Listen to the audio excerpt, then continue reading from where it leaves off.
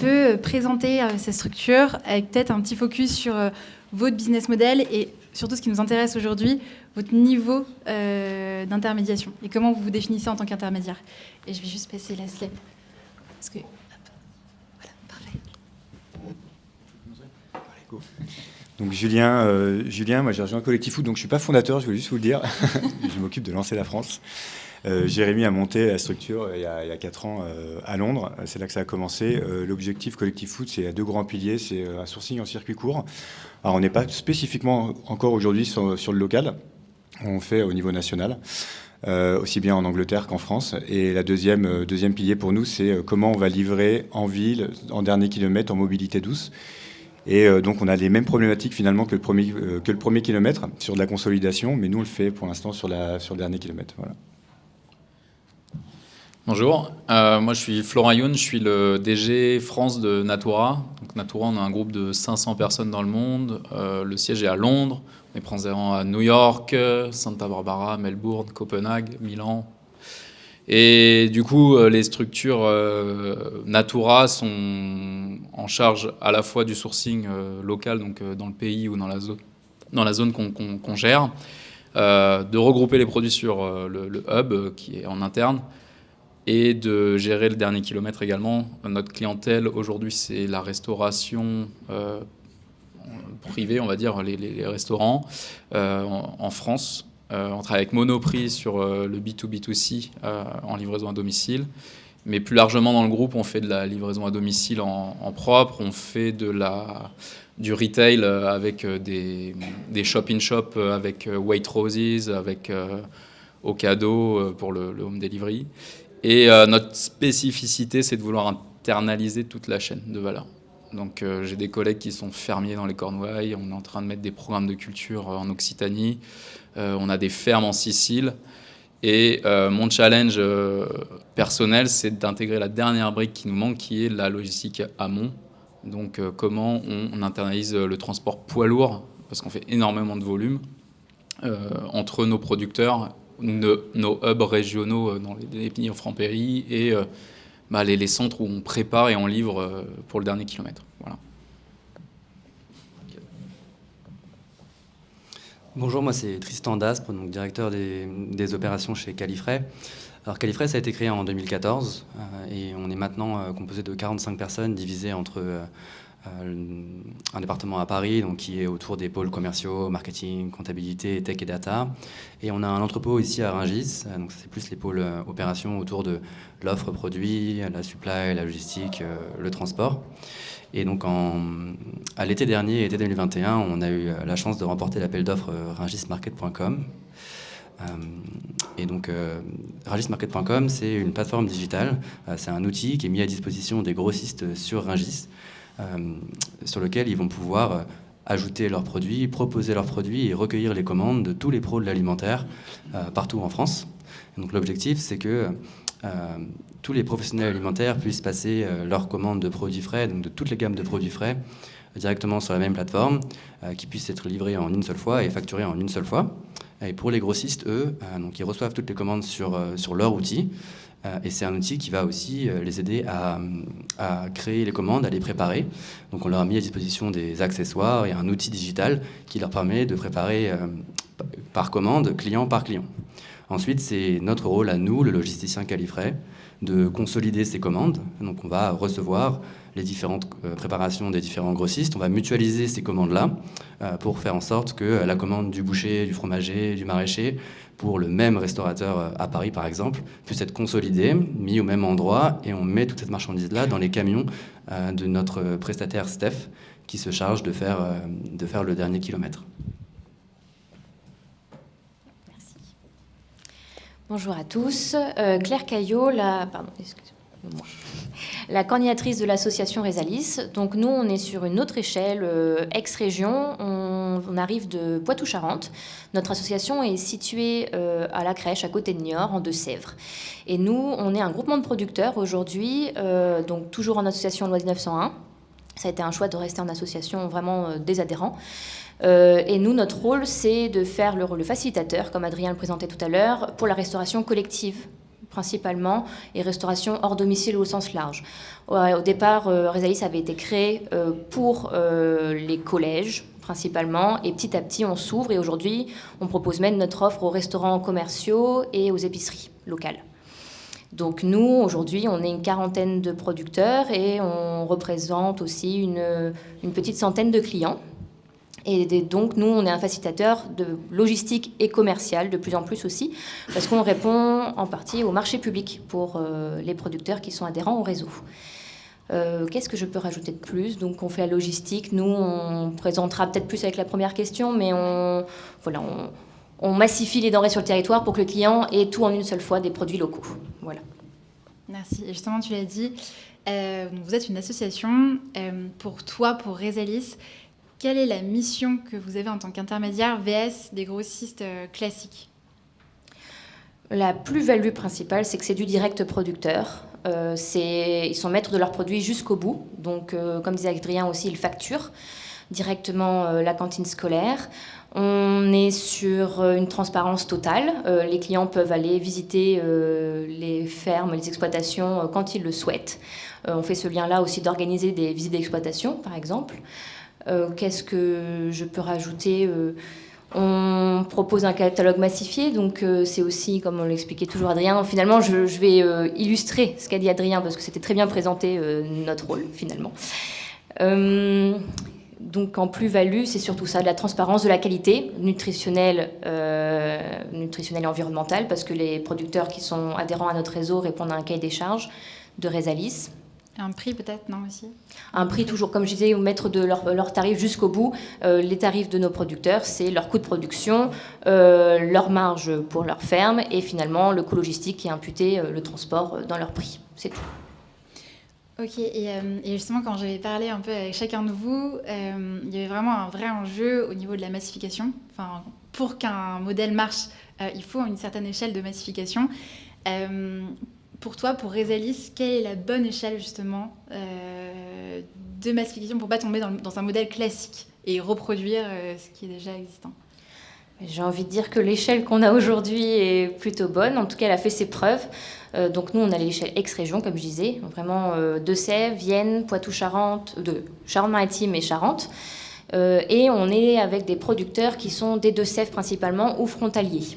Voilà, donc c'est vraiment centralisé sur les Deux-Sèvres et après on peut dispatcher sur tout l'ex-Poitou-Charentes parce qu'on travaille aussi avec le prestataire Steph qui nous fait la ramasse, préparation de commandes et livraison pour nous.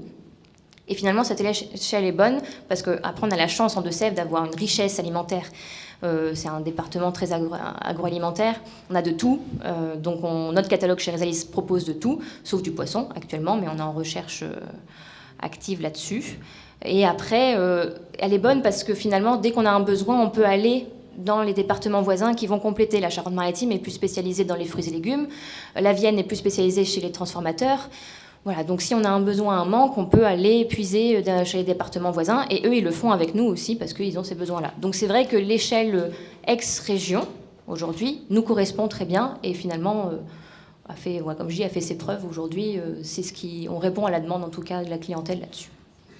Okay. Et donc finalement, le sourcing se fait de manière départementale et cross-départementale. Et Florent, côté Natura, je sais que le sourcing, que vous mettez aussi beaucoup d'énergie dans le sourcing. Est-ce que tu peux nous expliquer un peu, nous en dire un peu plus? Donc oui, alors nous en tant que néo-grossistes, c'est comme ça qu'on est défini dans la présentation et je trouve que ça résume bien notre rôle. En fait, comme un grossiste, on va devoir approvisionner nos entrepôts pour après détailler auprès des différents réseaux de distri. Pour nous, le sourcing, c'est à la fois, on cherche des produits avec des gens qui sont en phase avec nos valeurs et on a le rôle, un peu comme Resalis, de protéger l'environnement, de faire des commandes avec des minimums qui soient rentables pour nous économiquement, mais qui soient aussi écologiquement intéressants. Donc pour ça, on a une équipe d'acheteurs. C'est des personnes qui vont se splitter entre rechercher des nouveaux produits, donc c'est aller sur le terrain, goûter des produits, visiter des fermes, échanger avec les producteurs. Une fois qu'on a trouvé dans le bon terroir la bonne typicité de produits, On parle de typicité comme dans le chocolat ou dans les odeurs. Et on va aller essayer de contractualiser, alors pas forcément dans la forme avec un contrat, mais prendre un engagement de volume, un engagement de conditionnement, un engagement de fréquence d'achat avec les producteurs. Et ça, c'est super important parce que c'est aujourd'hui notre rôle d'intermédiaire.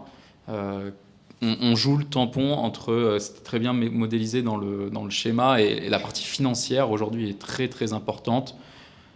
C'est très tendu financièrement chez les producteurs pour rejoindre le début et la fin du mois. C'est très compliqué avec les restaurateurs qui sont notre cœur de business.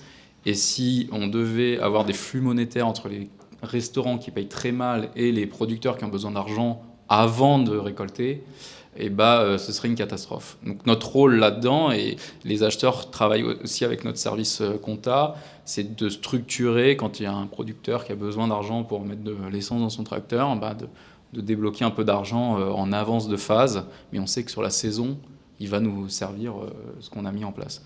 Voilà. Et après, la volonté de Natura, elle est d'aller plus loin dans la démarche, c'est-à-dire une fois qu'on a le bon produit dans le bon terroir, d'essayer de voir si on peut protéger les semences. Donc ça, c'est un autre challenge. On est à 2 doigts d'être dans l'illégalité, mais j'ai pas peur de le dire.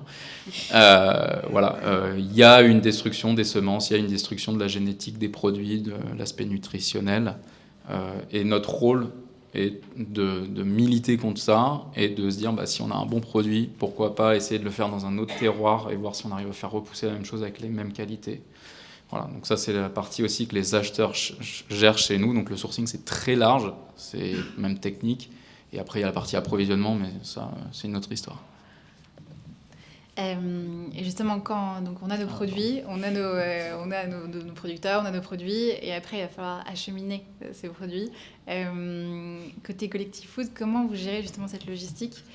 Et avec peut-être un focus sur l'enjeu dont parlait notamment Adrien, d'arriver à décarboner cette chaîne logistique. Ouais, alors ça, c'est l'une des idées de base de Collectif, c'était comment on peut avoir un impact finalement. Alors nous, on est très citadins, finalement, très centre-ville.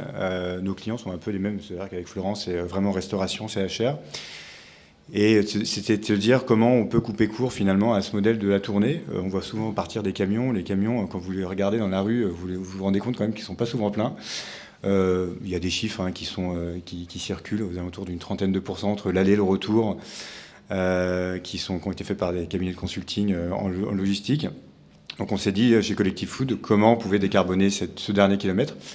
Et on s'est rendu compte qu'il y avait, on parlait beaucoup des entrepôts de logistique urbain, mais finalement on a du mal à les développer parce que on a un foncier qui coûte très très cher.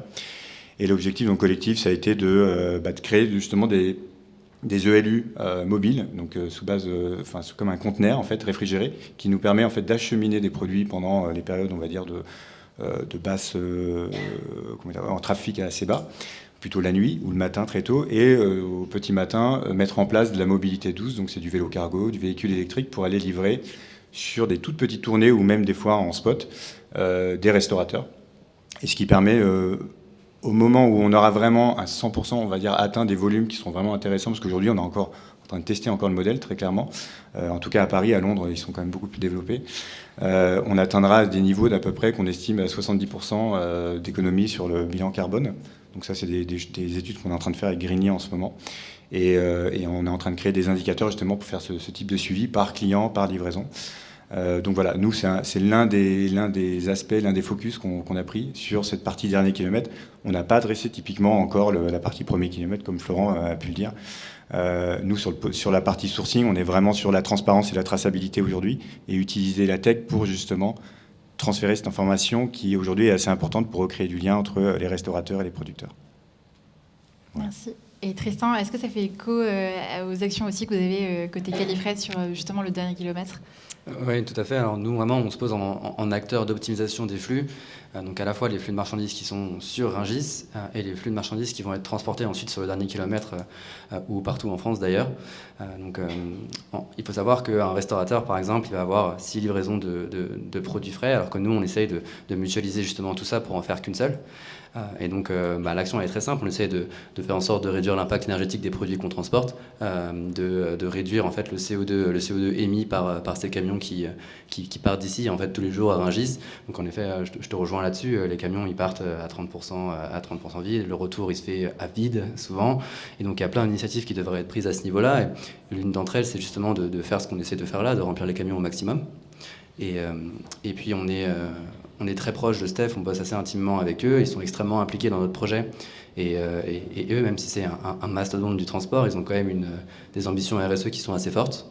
Là, on sait qu'ils sont en train justement de faire en sorte de réoptimiser un petit peu leur flux, réoptimiser un petit peu leur tournée pour réduire ce nombre de kilomètres parcourus. Et puis, évidemment, ils sont dans un plan de transition écologique pour aller vers des véhicules plus propres, que ce soit au gaz naturel ou à l'électrique. Donc, c'est pas encore fait, mais c'est des impacts qui vont être très forts, surtout à l'échelle d'un prestataire comme Steph. Donc, c'est pour ça que nous, on essaye aussi de bosser en partenariat avec eux, de les accompagner. Eux nous accompagnent énormément là-dessus. Et justement, la suite, ça serait de pouvoir remplir ces camions au retour. Et donc, c'est pour ça, d'ailleurs, je crois que nos fondateurs respectifs sont en discussion à ce sujet. donc voilà, c'est notre rôle là-dedans.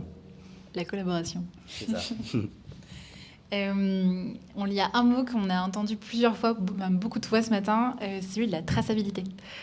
Adrien t'en a parlé, je pense que vous en avez tous parlé. C'est une vraie mission que se donnent notamment des néo-grossistes. Claire, est-ce que tu peux nous dire comment chez Resalis cette traçabilité est gérée et comment vous la suivez, avec quel outil ? Alors nous, c'est assez simple. On utilise aujourd'hui une plateforme qui ne nous appartient pas. C'est un prestataire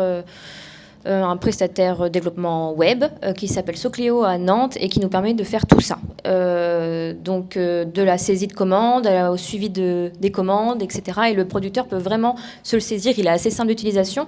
Il pourra notifier sur ce logiciel que ce soit son numéro de lot, sa DLC, etc. qui va se retrouver, après c'est obligatoire dans tous les cas, mais qui va se retrouver sur le bon de livraison et ensuite sur la facture. Donc déjà, on a cette trace-là assez facile et accessible pour le producteur qui, eux, n'utilisent pas forcément de logiciel pour tous. Souvent, ils font leur traçat à leur niveau en interne, mais là, on arrive à un niveau de traçabilité partagé, du coup, grâce à l'outil Socléo qu'on utilise. Si je peux appuyer aussi, c'est une super équipe Socléo à Nantes. Voilà, c'est vraiment, ils sont très réactifs et à l'écoute, et voilà, il fallait que je le place. Et donc après, finalement, le client aura toutes les informations qu'il aura besoin. Et après, sur la traçabilité, l'origine du produit, on centralise toutes les informations, nous, chez Resalis, du producteur, que ce soit de la fiche technique, ses certifications, ses agréments sanitaires, etc. Et vu que dans tous les cas, on répond aussi au marché public, c'est des documents qui sont obligatoires. Donc Resalis centralise toutes ces informations-là et le client a juste à venir vers nous pour nous demander les informations. Et même la fiche technique est disponible directement sur le catalogue s'il a besoin. Donc, il trace ça avec tous les produits, avec l'origine de production et de transformation de chaque produit. Voilà ce qu'on peut proposer, nous, finalement, grâce à cet outil en partie, quand même. Il faut se le dire que c'est ça qui nous permet de centraliser toute l'information. Et après, la traçabilité, pour moi, passe aussi par la transparence. Et c'est vrai que nous, vu qu'on n'est pas un intermédiaire, on va dire qu'on ne fait pas de rachat-revente, les informations sont transmises aussi directement par les producteurs et les clients peuvent avoir les informations, les coordonnées des producteurs aussi directement. Ils peuvent les appeler et avoir tout ce qu'ils ont besoin. Il y a vraiment cette échelle humaine aussi qu'il y a chez Resalis. Ouais, c'est un enjeu pour vous tous. Tristan, je sais que chez Califray, vous êtes allé aussi encore un cran plus loin, notamment via la data. Et Adrien en parlait notamment au début. Il y a un enjeu d'arriver à organiser et de prédire un peu les stocks, notamment pour permettre de réduire le gaspillage alimentaire. Est-ce que tu peux nous expliquer comment ça fonctionne et quel partenariat vous avez mis en place pour ça ? Oui, avec plaisir. C'est un sujet super important chez nous, chez Califray. Donc, on a eu de la chance de pouvoir créer un laboratoire de recherche. Donc, on a un de nos fondateurs qui est docteur en intelligence artificielle. Et donc, il avait envie de créer un laboratoire de recherche qui est commun, donc entre donc Califray, où on a 2 data scientists qui sont chez nous en CDI, on a 4 doctorants qui travaillent aussi chez nous, et finalement on a créé un labo en partenariat avec le CNRS et avec plusieurs facs parisiennes comme la Sorbonne ou Paris-Cité, qui nous mettent du temps, qui nous mettent des chercheurs en fait sur le projet, et ensemble on cherche à créer des algorithmes sur mesure. Et donc ces algorithmes, ils ont plusieurs enjeux et cherchent à résoudre, à se confronter à plusieurs problématiques. Donc l'algorithme va apprendre de toutes les données qui sont sur notre plateforme, des différentes demandes, des commandes, des produits qui sont passés par une plateforme. Et donc l'algorithme apprend au fur et à mesure. Il va apprendre le rythme de vie du client, savoir quelle gamme de produits il va commander au fur et à mesure, jour par jour ou semaine par semaine. Et donc ça va déjà aider et aiguiller nos commerciaux dans comment orienter leur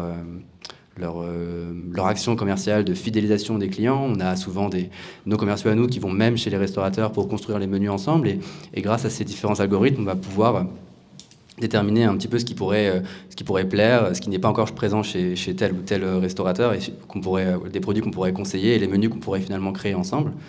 Et puis surtout, fort de tout cet apprentissage qu'a fait l'algorithme sur nos données, l'objectif c'est de pouvoir, comme tu dis, prédire les demandes et les volumes de marchandises qui vont être commandés. L'objectif c'est de mettre tout ça dans les mains des grossistes qui sont ici à Rungis, et qui puissent s'approprier un petit peu tout ça et qui puissent avoir une idée des volumes qui vont passer, qui vont arriver chez eux. L'optique, c'est de pouvoir optimiser leurs achats et leurs prix, mais surtout de pouvoir mettre les bons volumes associés, la bonne marchandise associée à cette demande, à la fois au bon moment. Donc on prend en compte tous les critères produits, notamment la DLC, comme tu disais, qui est super importante pour les produits frais. Et donc on va prendre en compte toutes ces données-là pour mettre devant cette prédiction de demande les volumes associés au bon moment et la bonne quantité. L'optique, c'est d'éviter du surstockage, d'éviter qu'il y ait des produits qui soient gâchés. Donc ça, c'est vraiment cet axe-là qui est très important pour nous. On a d'ailleurs une feature qui va arriver bientôt, donc début 2023. On va pouvoir mettre à disposition des grossistes dans leur interface un outil en lien avec le don alimentaire. Donc on va faire en sorte de les alerter quand une partie de leur stock est vouée à être gâchée ou une partie risque de passer à la poubelle.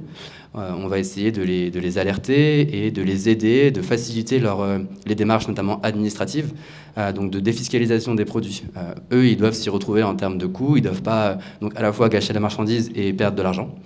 Donc l'optique, c'est de les aider là-dedans, de les aider à défiscaliser la marchandise et de les mettre en relation avec d'autres acteurs qui ont un autre impact. Et donc notamment, on s'est rapproché de Andes, qui est ici sur le marché de Rungis, qui baigne dans cet univers depuis un petit moment.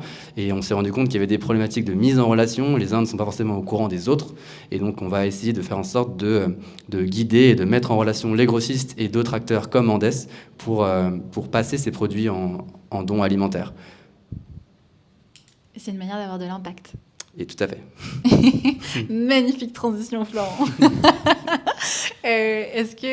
Comment est-ce que tu définirais l'impact pour Natwa et pour préciser ma question, comment est-ce que vous mesurez aussi cet impact? Parce que c'est aussi une question de mesure aussi. Moi, ça va être assez clivant. Nous, on est en mode un peu rétro. C'est-à-dire qu'en fait, je vais reprendre ce qui a été dit et ce qui a été abondé. Nous, en fait, on mise pas du tout sur la tech. C'est-à-dire qu'en fait, notre clé de réussite aujourd'hui, c'est de mettre de la tech, mais juste sur le dernier maillon de la chaîne, c'est-à-dire pour le chef. Mais tout le reste, c'est de l'humain. Voilà. On ne fait pas de prédiction. On sait à peu près, nous, en échangeant avec les producteurs, si ce qu'on va vouloir acheter correspond à nos besoins. On sait à peu près par habitude maintenant, parce le groupe existe depuis 18 ans, on sait les volumes en tonnage qu'on va vouloir mettre en marché. Et donc notre impact là-dessus, c'est par notre service achat, encore une fois, et supply, c'est de vraiment organiser la fréquence de commande appropriée à la durée de vie du produit. On a des personnes qui tous les jours vont dans les stocks checker, parce qu'en fait, la data, c'est une chose, on travaille sur du vivant. Et vous avez de l'humidité dans votre chambre froide en ce moment parce que les préparateurs de commandes, ils ont laissé ouvert trop longtemps. Vous allez avoir de la condensation sur votre groupe froid, il va moins faire de froid. Enfin bref, technique, mais réel, c'est qu'on va balancer des produits. Donc là, nous, pareil, on a un système pour essayer de ne pas jeter.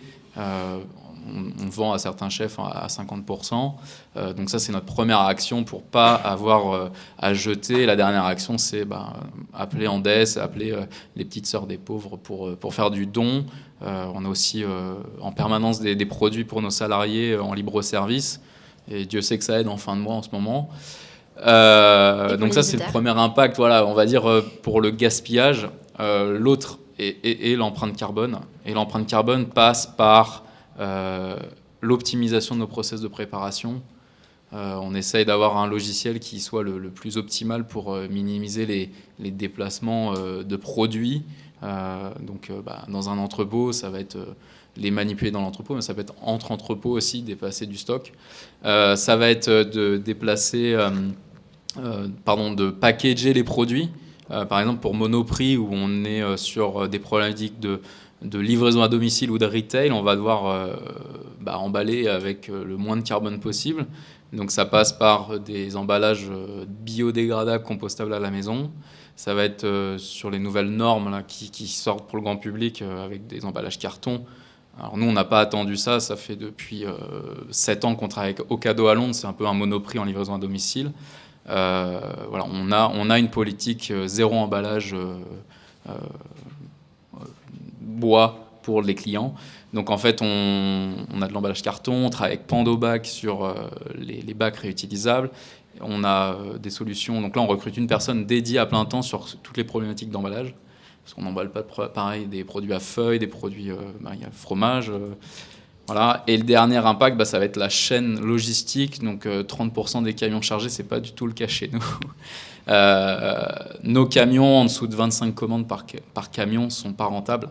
Donc on ne fait pas partir de camions en dessous de ça.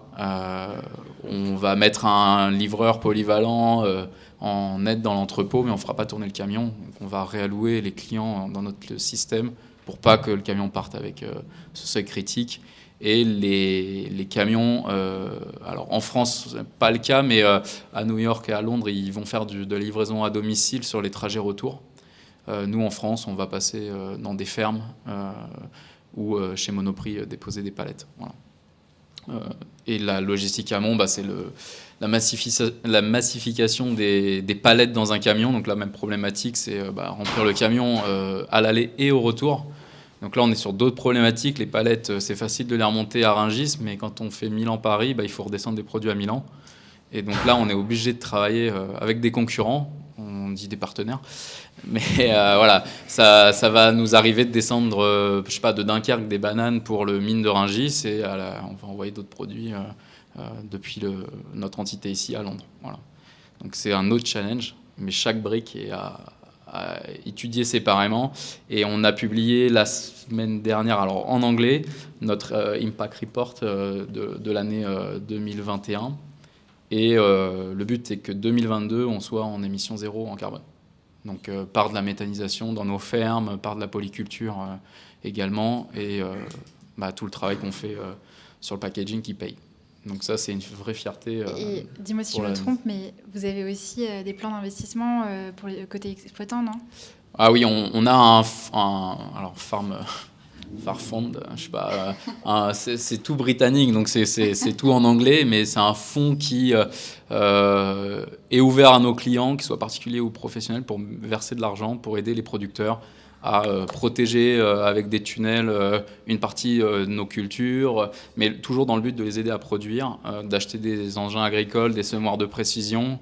On n'a pas d'investissement direct dans les exploitations, mais on leur fait des dons pour pouvoir suivre l'augmentation de notre portefeuille client et maintenir les exigences. Voilà. Merci. Julien, tu vas avoir le rôle de synthèse. On a vu, c'est un super rôle. On a vu qu'il y avait beaucoup d'enjeux et de challenges dans chacun de vos modèles.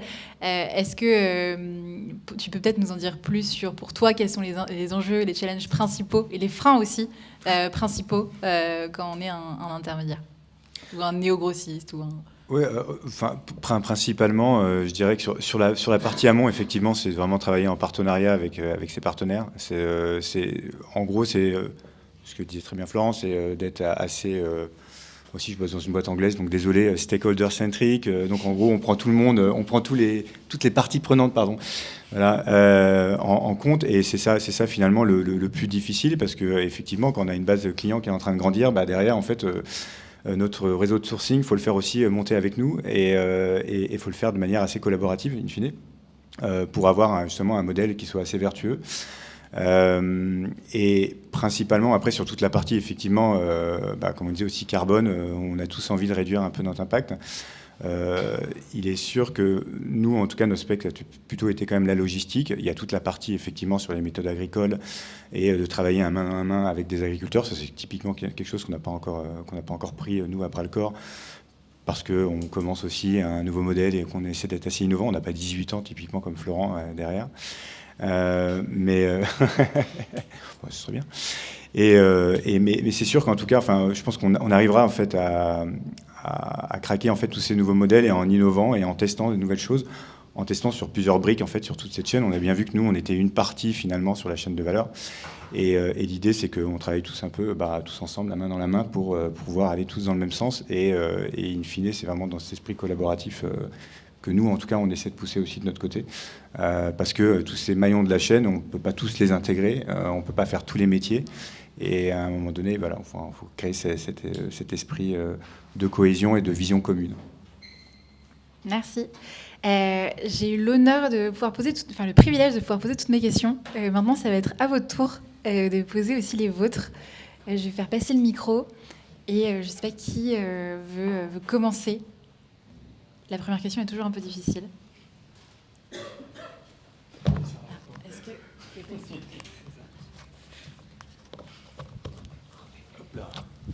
Merci beaucoup, Charles Gouvivant. Moi, ma question, elle porte plutôt sur l'aval de votre chaîne. Du coup, vous avez des clients qui changent leur sourcing pour aller chez vous. Ils prennent plusieurs risques, notamment celui de dégrader leur marge. Quelles sont les grosses raisons pour lesquelles ils le font? Et est-ce que vous les aidez ensuite à valoriser le fait qu'ils ont amélioré leur sourcing en allant chez vous? Et sinon, pourquoi est-ce que vous le faites? Est-ce que c'est un besoin que vous sentez ou pas du tout? Et comment est-ce que vous les accompagnez là-dessus? C'est un peu pour tout le monde, du coup, comme question, même si j'imagine qu'en fait, il y a 4 réponses différentes, mais les 4 réponses sont susceptibles de m'intéresser, du coup. Pour moi, la vision que j'ai, c'est que les chefs qui basculent d'un grossiste traditionnel ou de quelqu'un qui ferait de l'agriculture intensive, la première chose qu'ils regardent, c'est pas sa marge, c'est vraiment une démarche éthique. Donc c'est un vrai choix de positionnement, comme vous pourriez vous positionner sur faire du low cost. C'est un choix de positionnement. Clairement, quand Monoprix vient taper à notre porte et qu'on lui dit en fait, attention, on ne sera pas les moins chers, ok, pas de problème, mais on veut que vous fassiez du premium. Donc en fait, moi je crois à titre personnel que pour tirer le marché, il faut le tirer vers le haut. C'est dans les niches qu'on arrive à se différencier. Et dans l'agriculture, le niveau est tellement bas. Je regardais encore hier une publication sur LinkedIn d'un producteur. Je ne citerai pas le nom, qui était tout fier de mettre son méthaniseur pour chauffer ses serres de tomates en hydroponie. Moi, je ne comprends pas. Voilà. Je ne comprends pas parce que ce n'est pas sur ça qu'il faut s'orienter. Donc le prix est constitutif de qualité et nous, on doit être les garants de ça en fait. Garantir que dans le prix, il y a la qualité, les valeurs et une volonté d'entreprise d'aller vers le futur. Alors moi, la réponse va être assez différente, mais...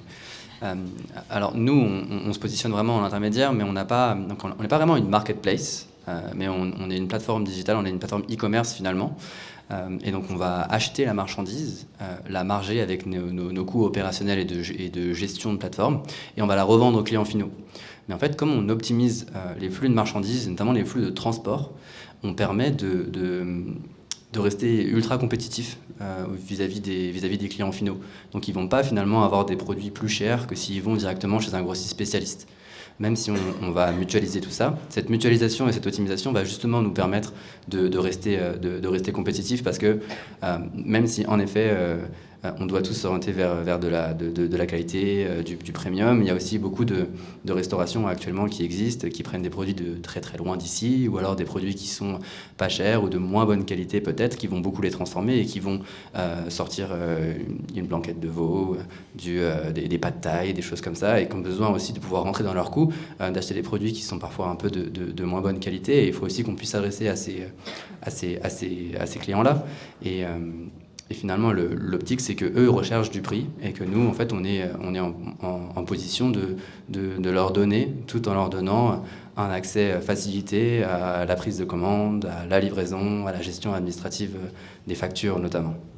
Okay. Mais du coup, est-ce qu'ils arrivent quand même à valoriser ça derrière? Comment est-ce qu'ils s'y prennent en fait? Est-ce que se fournir chez Califray, derrière, on le dit, on le revendique, on le montre, et si oui, comment? Alors, tout à fait. Après, ils se fournissent chez ringismarket.com, oui. Du coup. Et donc, ils mettent justement en avant le fait qu'ils puissent, que tous leurs produits viennent de Rungis, que Rungis, c'est un flux qui vient directement de chez eux. Ils mettent en avant, en fait, l'impact écologique de commander via ringismarket.com. Surtout l'impact écologique et l'impact qualitatif des produits. Donc sur Rungis, on a de tout, mais on a des super beaux produits qui sont mis à disposition par des grossistes qui vont aller sourcer eux-mêmes leurs produits, qui les connaissent jusqu'au bout des doigts. Et donc nous, on est là pour justement que les grossistes puissent mettre le meilleur de leurs produits sur la plateforme, et qu'ensuite, derrière, les produits soient en effet valorisés par les restaurateurs qui vont utiliser le meilleur raisin d'Italie, le meilleur produit de tel ou tel endroit, du filet de poulet bleu blanc cœur qui vient de telle ou telle ferme, justement, on en parlait tout à l'heure. Et donc c'est cette optique-là de donner de la traçabilité et de la visibilité sur les produits via notre plateforme. Oui. Je ne sais pas si vous voulez ma réponse, mais non. Non, mais c'est vrai que pour Collectif Food, c'est assez évident, mais oui, pour Azalis, c'est que c'est totalement différent. Nous, du coup, on ne parle pas de marge. C'est pas avec des restaurateurs privés qu'on travaille, c'est avec la restauration collective. Donc eux, ils ont un budget qui est très faible à la base, donc bien sûr nous on va être très cher pour eux si on part par là, si par rapport à des grossistes, s'ils nous imaginent comme un concurrent des grossistes. C'est vrai que nous on l'est pas, c'est comme ça qu'on le met en valeur aussi sur le terrain. Après on a des produits pour la viande typiquement qui réduisent moins la cuisson, donc ils vont prendre moins de volume. On est après sur des prix aussi compétitifs quand même, sur des produits laitiers et de la viande finalement aujourd'hui en plein dans l'inflation. Nous, on ne l'a pas répercuté de la même manière que des grossistes qui vont augmenter de 20 points. Nous, la moyenne, c'était de 6 points parce que les producteurs sont autonomes. C'est ce qu'on valorise, nous, chez Resalis. Donc, ils sont avec de l'alimentation faite à la ferme pour les éleveurs. Pour beaucoup, ils ont des panneaux photovoltaïques. Après, bon, voilà, il y a plein de raisons pour lesquelles aussi ils ont répercuté moins l'inflation sur leur prix. Donc, j'ai envie de dire qu'aujourd'hui, on est hyper compétitif. C'est actuel. Mais c'est vrai qu'il faut qu'ils réinventent comment ils travaillent les produits. Eux, c'est un travail des deux côtés. On promet aussi du fait maison, même fait maison à la cantine, hein, bien sûr, mais qu'il faut qu'ils retravaillent vraiment les produits bruts. Et là, tout de suite, on devient vraiment compétitif aussi par rapport à d'autres produits. Et donc, la marge, pour nous, n'existe pas, finalement, parce qu'ils travaillent avec un budget. Voilà. Merci beaucoup. Non, mais je devine assez bien la réponse de Collectif Food pour le coup, mais merci. Tu veux le... Esquimau. Bonjour à tous. Moi, j'ai une question concernant Julien Schoolab. J'ai une question concernant votre degré d'exigence par rapport aux producteurs. En fait, comment vous y prenez pour vous assurer, parce que vous avez parlé de différents sujets de qualité. Et alors, quand je dis de qualité environnementale, on va dire, peut-être aussi de sociale, j'en sais rien, mais comment vous y prenez pour vous assurer que les producteurs avec lesquels vous travaillez, parce que je pense que c'est une des spécificités de ce que vous représentez, comment cette qualité est assurée et selon quelles normes, quelles mesures, comment vous y prenez? Pareil, c'est une question assez large. Alors chez Collectif Food, on a pris le parti, en fait, nous, d'être... un peu comme tout le monde, mais vraiment jouer sur la tech et sur la data, donc totalement sur la transparence. C'est-à-dire que quand nous, on va vendre un produit, en fait, le client final va savoir exactement d'où ça vient, comment c'est fait. On est en train de travailler, en Angleterre, c'est déjà live. Nous, en France, on est en train d'y travailler. C'est dire comment donner une carte d'identité de chaque producteur et de le donner finalement directement accessible au client final. Avant de vendre un produit, on va toujours voir un restaurateur et on va lui présenter en fait ces produits-là. Et à partir de là, c'est plutôt notre cible client qui finalement drive aussi la manière dont on va choisir un peu nos producteurs.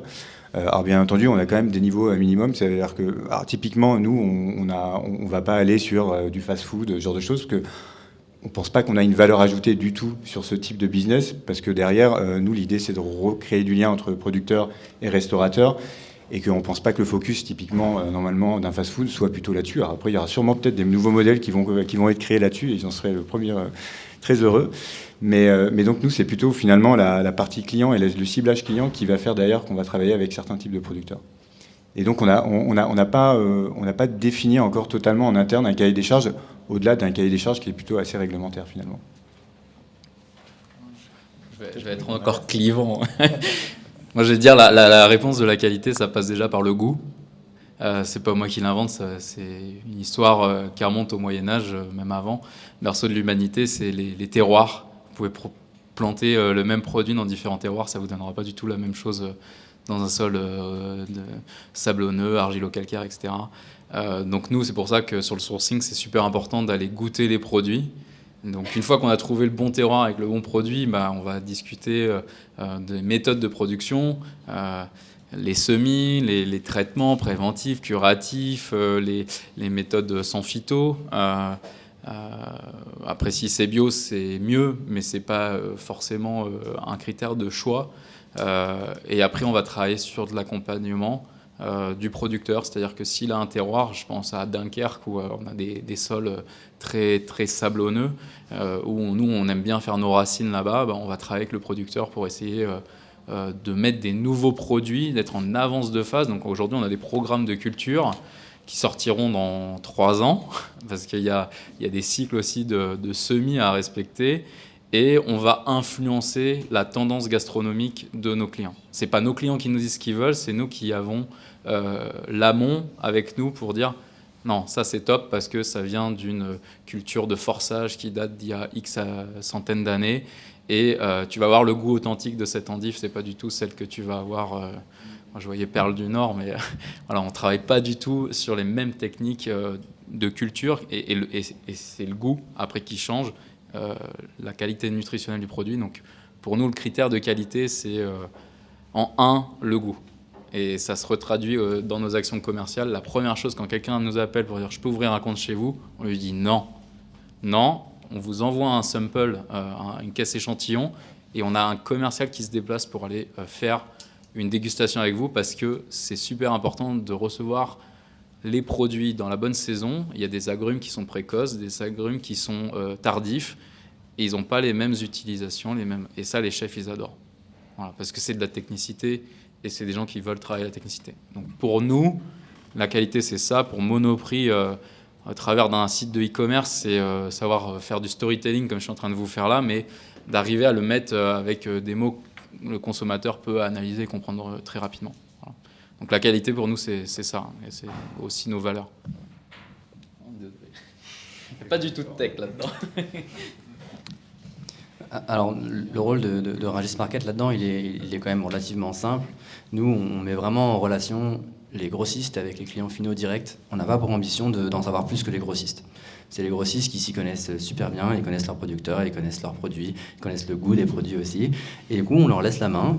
On va designer un outil où ils peuvent rentrer toutes ces infos pour donner la traçabilité aux clients finaux, mais c'est eux qui restent maîtres de toute la valeur du produit finalement. Donc, je n'ai pas forcément grand-chose à rajouter à ce sujet-là. Et pour revenir un peu sur la question, du coup, nous, chez Resalis, pour intégrer le réseau Resalis, il y a une sorte de protocole, on va dire. Ma collègue ou moi, on va rencontrer le producteur, on va voir comment fonctionne la ferme, etc. On va voir s'il rentre dans notre cahier des charges et on va surtout lui faire passer nos valeurs qu'on veut porter, nous, chez Resalis, qui porte beaucoup sur le collectif. Et après, s'il est intéressé de rentrer chez Resalis, c'est de faire une lettre de motivation qu'on remonte au conseil d'administration, et c'est le conseil d'administration qui décide si le producteur rentre dans le réseau ou pas. voilà ce protocole qu'on a pour faire cette présélection de producteurs chez nous. Et finalement, on a 40 fournisseurs, on les connaît tous, on connaît les personnes, on est sur le territoire, on connaît les personnes qui travaillent dans chacune des fermes, et puis ils font à peu près tous partie du même réseau. Il y a on va dire un peu l'origine des producteurs fermiers, enfin des magasins de producteurs, a un peu débuté dans le coin de Poitou-Charentes avec la marque Plaisir Fermier. Ils sont un petit peu tous rencontrés dans ces magasins de producteurs. Ils vendent à peu près tous, de toute façon, tous nos producteurs vendent à 80-90% en direct, donc ils se connaissent tous. Donc on va dire qu'il y a ce lien aussi qui permet de faire cette présélection pour entrer dans le réseau. Merci pour toutes ces réponses. Juste, ce qui me frappe, en fait, c'est que ça ne me paraît pas très objectivé, en fait, tout ça. C'est-à-dire qu'il y a des réponses assez... mais c'est normal, parce qu'aujourd'hui, c'est sans doute pas objectivable, mais entre chacun, vous avez un regard qui vous est propre avec le regard de vos clients, le regard, voilà, une lettre de motivation qui dit... je me dis, il y a peut-être des choses à rendre plus communes, en fait, sur la façon d'appréhender tout ça. Voilà ce que on n'a pas du tout le même point de vue, ça c'est sûr. Mais c'est aussi, je pense qu'on répond, nous, en fonction des réponses des autres pour donner un petit point de vue sur chacun ce qu'on fait. Je vais répondre parce que, en fait, objectiver, c'est bien, mais en fait, ce serait quoi? Créer un label de plus, une certification de plus. Je peux vous dire, je visite beaucoup de fermes, j'en ai beaucoup visité en bio, et de façon objective, pas du tout subjective, il y a des gens dans le bio qui font n'importe quoi. Donc, qu'est-ce qu'on veut? Est-ce qu'on veut rajouter encore un label pour le consommateur qui, déjà, entre les Nutri-Score, les machins, et bientôt un label sur le packaging? En fait, qu'est-ce qu'on fait avec ça? On contribue à rajouter encore du carbone dans la chaîne, c'est-à-dire mettre des impressions sur des labels. Aujourd'hui, nous, on imprime en noir et blanc et l'encre est biodégradable. Donc, s'il faut encore mettre un label... En fait, des gens croient en notre marque, et là, c'est subjectif, parce qu'en fait, ils adhèrent à nos valeurs. Et c'est pour ça qu'on existe, c'est que je suis à l'aise d'en parler devant vous, et que quelqu'un peut faire un autre positionnement demain. Et c'est pour ça qu'on peut parler de mutualisation tous ensemble, parce qu'on adresse nos marques, nos valeurs à des marchés qui sont les nôtres. Voilà, après, voilà, désolé. Une autre question? Non. Ah, c'est moi qui l'ai. Ouais, comme le disait Adrien en intro, une de nos marottes chez Foodbio, c'est la mutualisation. Et donc, en fait, vous avez des modèles hyper différents, vous défendez des partis pris différents, vous avez des cibles clients différents. Et ça, sans doute, ça peut prospérer en parallèle. Mais à un moment donné, est-ce qu'on ne doit pas chercher à tout mettre dans le même camion? Est-ce que c'est là qu'il faut se différencier?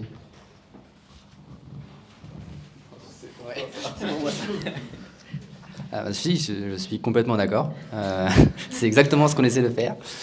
Donc c'est vraiment notre objectif. Donc j'ai déjà fait un peu mon petit pitch, mais disons que on cherche vraiment à rentrer en contact, à être de plus en plus proche avec tous les acteurs qui sont ici pour l'instant sur le marché, et de faire en sorte de mutualiser tous ces flux. Nous, on croit justement faire en sorte de remplir un maximum les camions, de réduire au maximum les camions qui rentrent à vide également. Et donc l'objectif, c'est de remplir le camion au maximum. Donc on a des objectifs qui sont très clairs avec Steph pour remplir justement ces camions, faire en sorte d'optimiser le nombre de livreurs, le nombre de camions, la taille des camions également, pour faire en sorte de faire partir, d'émettre en fait le moins possible de CO2. Et c'est vrai qu'on a un petit peu posé tout ça à plat, et on espère, on vise en tout cas d'ici 2027 à avoir économisé 100 tonnes de CO2 émis. C'est vraiment aussi ce qui nous drive complètement chez nous, et c'est une des valeurs qu'on a envie de faire ressortir avec justement ringismarket.com. Pour l'instant, c'est des acteurs qui sont sur Ringis. Il y a déjà beaucoup de travail à faire ici pour mutualiser les flux, et l'avenir nous le dira. Mais c'est vrai que l'objectif, c'est de mutualiser un maximum. En tout cas, nous, on croit en ça, oui. Ah, désolé. Non, mais c'est des sujets, la mutualisation, qui me passionnent. Et alors, pourquoi nous, on n'en fait pas?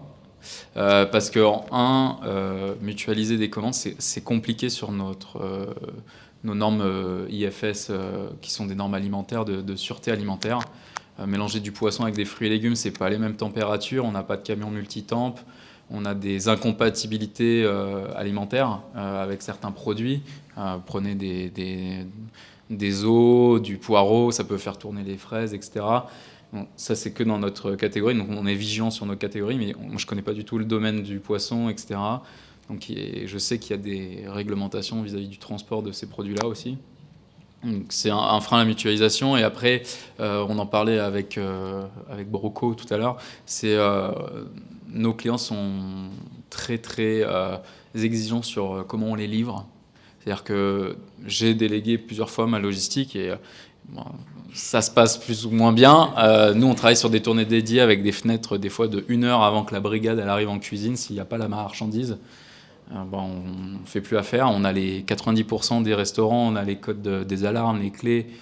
Et donc ça, c'est des choses, quand on mutualise, c'est un peu compliqué. Voilà. Enfin, c'est mon retour d'expérience. Après, sur l'amont, c'est plus facile à mutualiser. Passer dans une ferme, c'est plus simple que passer chez un restaurant dans une fenêtre de tir qui est restreinte. Et Paris est de plus en plus compliqué pour le dernier kilomètre. Et ça ne va pas s'arranger.